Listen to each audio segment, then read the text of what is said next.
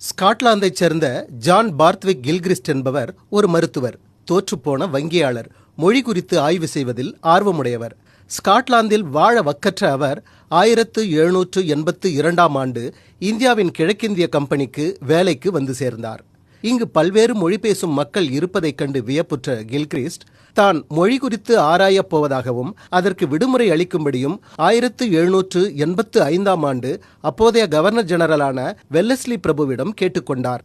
ஒரு வழியாக 1787ஆம் ஆண்டு அவருக்கு விடுமுறை அளிக்கப்பட்டது.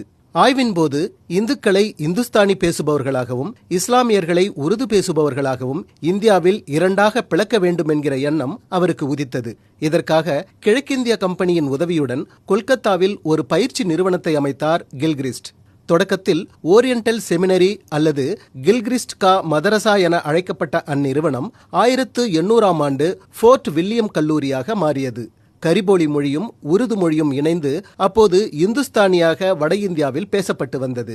இந்த நிலையில் இந்துஸ்தானிக்கு மாற்றாக புதிய மொழி ஒன்றை உருவாக்க முடிவு செய்த கில்கிறிஸ்ட் வட இந்திய புலவர்களை வரவழைத்து அவர்களுக்கு போதுமான ஊக்கத்தொகை கொடுத்து புதிய மொழிக்கான இலக்கண இலக்கியங்களை வகுக்கும்படி கேட்டுக்கொண்டார்.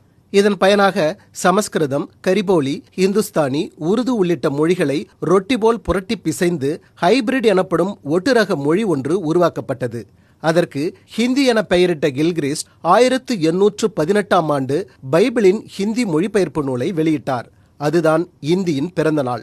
கொடுமை என்னவென்றால் இந்தியின் பிறந்த நாள் எது என்பது வரலாற்று ஆவணங்களில் கிடைக்கப்பெறவில்லை.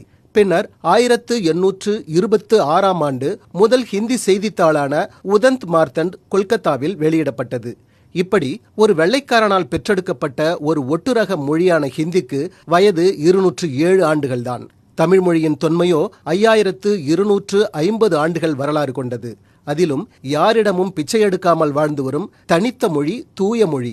இந்தி பிறந்த ஊரான கொல்கத்தாவின் மேற்கு வங்க எழுத்தாளர் தேவ்தன் சௌதரி சொல்கிறார், ஆங்கிலம் பேசும் இந்தியர்களை நீங்கள் மெக்காலேவின் குழந்தைகள் என கேலி செய்தால் ஹிந்தி பேசும் உங்களை நாங்கள் கில்கிறிஸ்டின் குழந்தைகள் என்றுதான் கூறுவோம்.